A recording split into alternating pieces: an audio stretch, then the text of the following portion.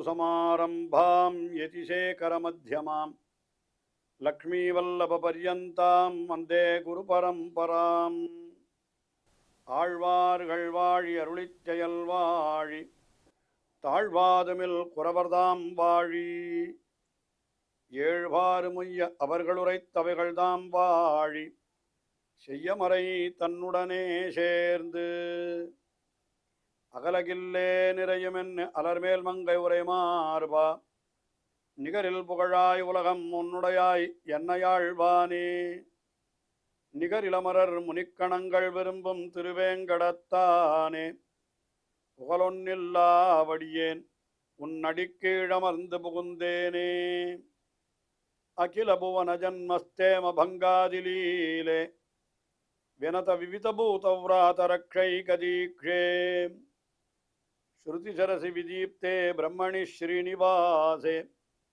பவது மம பரஸ்மின் சேமுழி பக்திரூபா யோ நித்யமச்சுதபதாம்புஜயுக்மருக்மவ்யாமோகதஸ்ததிதராணி திருணாய மேனே அஸ்மத்குரோர்பகவதோஸ்ய தயைகசிந்தோः ராமானுஜஸ்ய சரணௌ சரணம் பிரபத்யே ஸ்ரீமான் வெங்கடநாதார்ய கவிதார்க்கிககேசரி வேதாந்தாச்சார்யவர்யோ மே சந்நிதத்தாம் சதா ஹிருதி. யதிராசர் என்று போற்றப்பெறுகின்ற ஸ்ரீ ராமானுஜர் அவர் ஸ்ரீ வைஷ்ணவ சம்பிரதாயத்திற்கு செய்துள்ள உபகாரங்கள், மேலும் இந்த உலகிற்கே அவர் செய்துள்ள உபகாரங்கள் எண்ணற்றவை. அதனால்தான் அவரை போற்றுகின்ற பொழுது மணவாள மாமுனிகளும் அனைத்துலகும் வாழப்பிறந்த யதிராச மாமுனிவர் என்று சொல்லுகிறார். அப்படிப்பட்ட பெருமையுடைய ஸ்ரீ ராமானுஜர் தீர்க்க தரிசனத்துடன் எத்தையோ காரியங்களை பண்ணியிருக்கிறார்.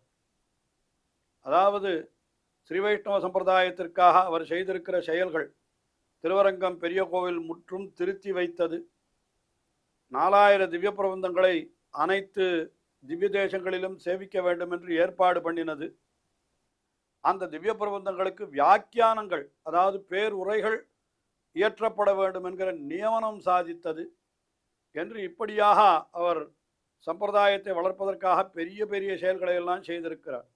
அதையும் தவிர வடமொழி வேதாந்தத்தை ரட்சிப்பதற்காகவும் அவர் பிரம்மசூத்திரங்களுக்கு வியாக்கியானம், உபனிஷதங்களுக்கு விளக்கங்கள் என்று தம்முடைய நூல்களாலே பல பல பெரும் பணிகளை எல்லாம் செய்திருக்கிறார்.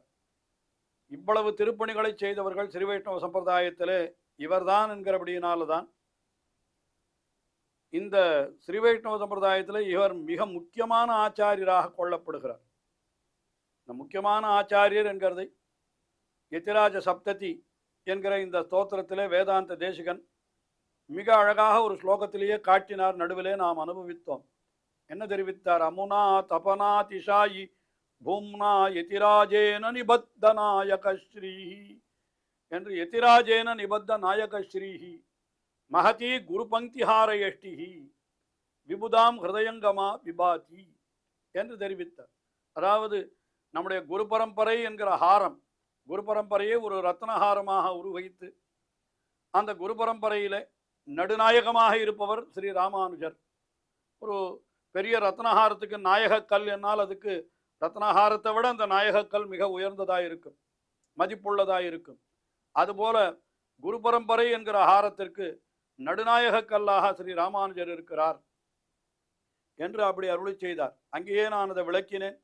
நம்முடைய குரு பரம்பரையிலே ஸ்ரீ ராமானுஜருக்கு முன்னாலே 9 ஆச்சாரியர்கள், ஸ்ரீ ராமானுஜருக்கு பிற்பாடு ஆச்சாரியர்கள் 9 என்று அப்படி பார்க்கிற பொழுது நடுவில் இவர், அதாவது 10வது ஆச்சாரியராக இவர் ஸ்ரீ ராமானுஜர் எழுந்தருளியிருக்கிறார். இவருக்கு கீழே 9 பேர், மேலே 9 பேர் என்னால் இவர்தானே நடுநாயகம் என்று அந்த இருப்பிடத்தை மட்டும் வைத்து இவரை நாயக்கர் என்று சொல்லாமல் ஸ்ரீ வைஷ்ணவ சம்பிரதாயத்திற்கே இவர் நாயக்கர் என்று. அதனால்தான் ஸ்ரீ வைஷ்ணவ சம்பிரதாயத்திற்கும் கூட பெயரிடுகிற பொழுது நம்பெருமாள் என்ன பெயரிட்டார்? எம்பெருமானார் தரிசனம் என்றே இதற்கு, இந்த தரிசனத்திற்கு எம்பெருமானார் தரிசனம் என்று பெயரிட்டார்.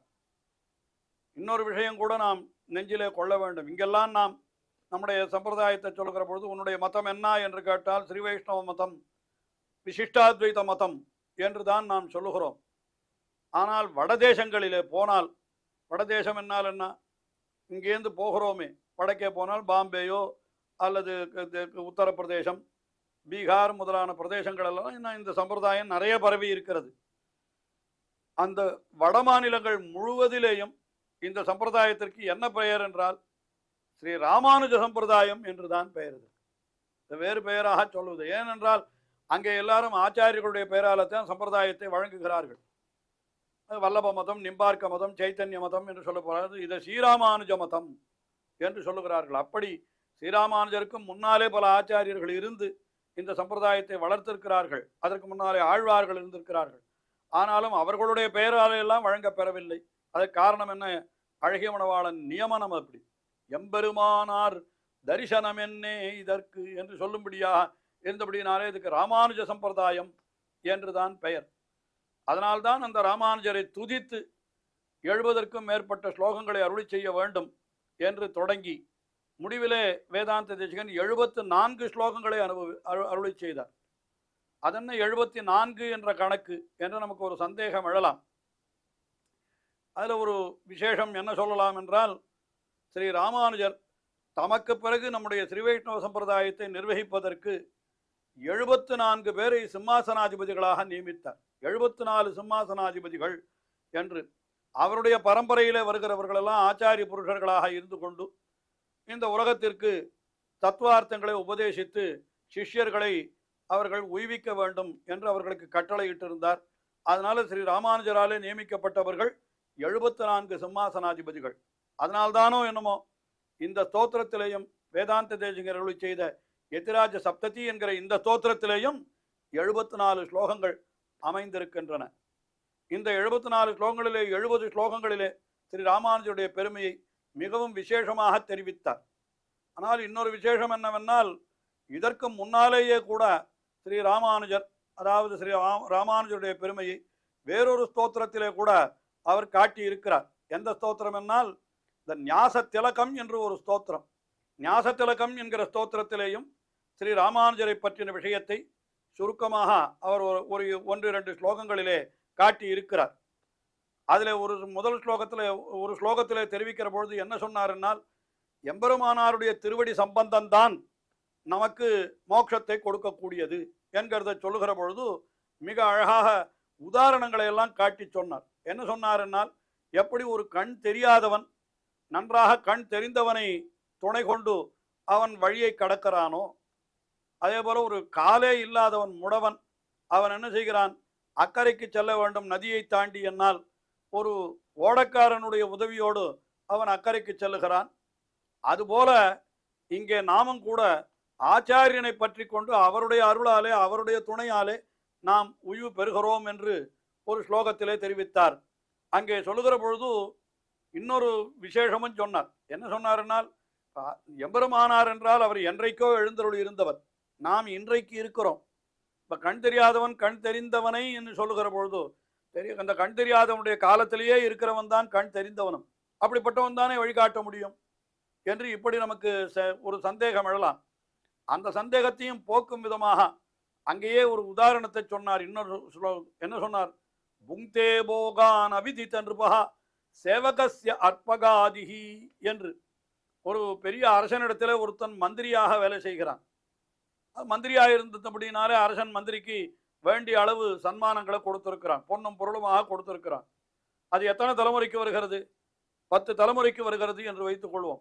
10வது தலைமுறையில இருக்கிற ஒருத்தன் அவன் அந்த செல்வத்தை எல்லாம் அனுபவித்துக் கொண்டிருக்கிறான். இவ்வளவு செல்வம் உனக்கு ஏது என்று கேட்டால், என்னுடைய பெரியவர் ஒருத்தர் யாரோ ஒரு அரசனிடத்திலே மந்திரியாயிருந்தார், அவர் பெற்ற செல்வம் இது என்று சொல்லுகிறான். உண்மையிலே பார்த்தால் அந்த அரசனை இவனும் பார்த்ததில்லை.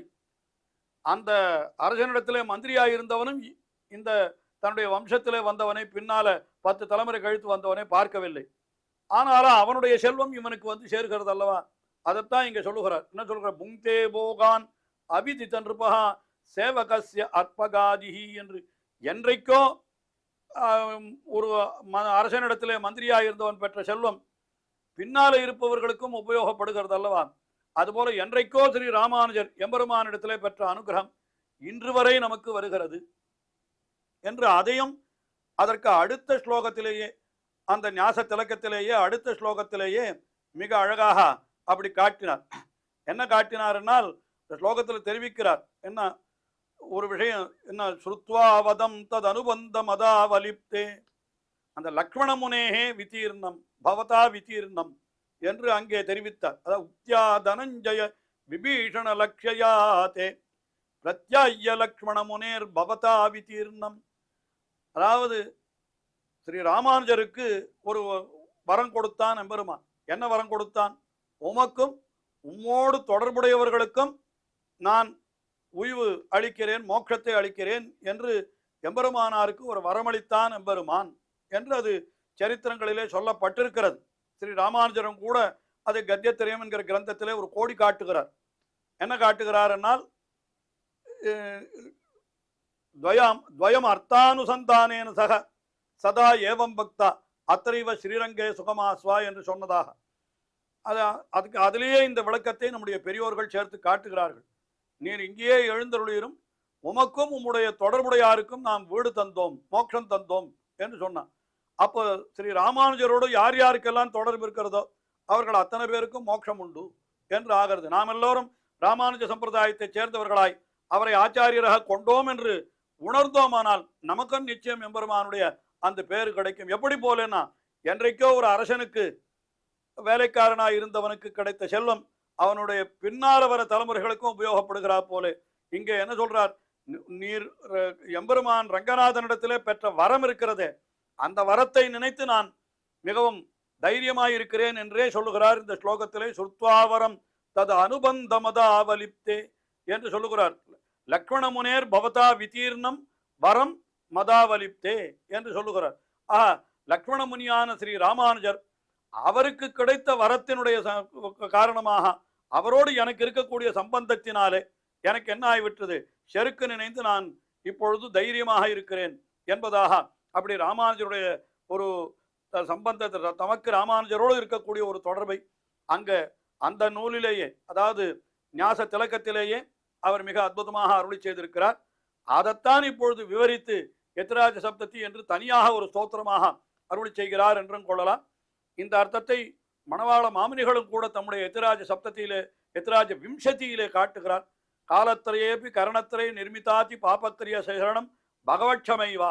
நாம் பண்ணின பாவங்களுக்கெல்லாம் ஒரே போக்கு வீடு பகவானுடைய க்ஷமை ஒன்றுதான். ஆனால் சாச்ச துவயைவ ரமண கமலாரமணே அர்த்தித்தாயத்து. ஆக எம்பெருமானாரே, அத்தையன் நீரே கேட்டு விட்டீர், எங்களுக்கும் சேர்த்து நீரே கேட்டு விட்டீர். அப்ப என்ன விஷயம் என்னால் க்ஷேமசய வேகி யதீந்திர பவச்சித்தானாம் என்று, அதுதான் எங்களுக்கெல்லாம் க்ஷேமத்தை அளிப்பது என்று தெரிவித்தார். ரகசியத்திரய சாரத்திலே வேதாந்த தேசிகனே கூட மேற்கோளாக எடுத்து காட்டுகிறார். முதலியாண்டான் அருளி செய்த வார்த்தை என்று காட்டுகிறார்.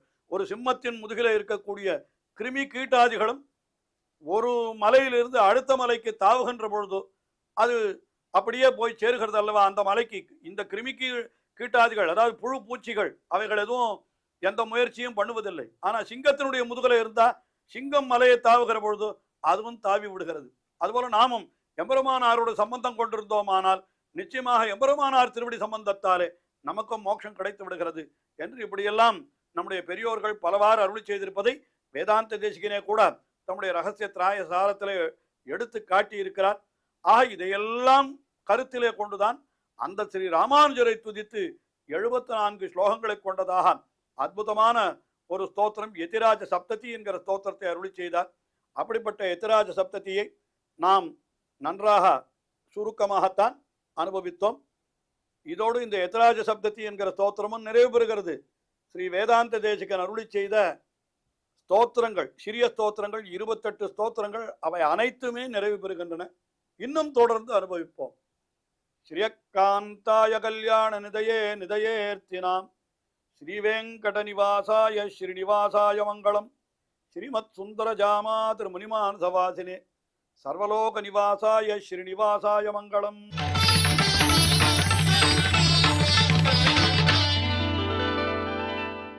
Oh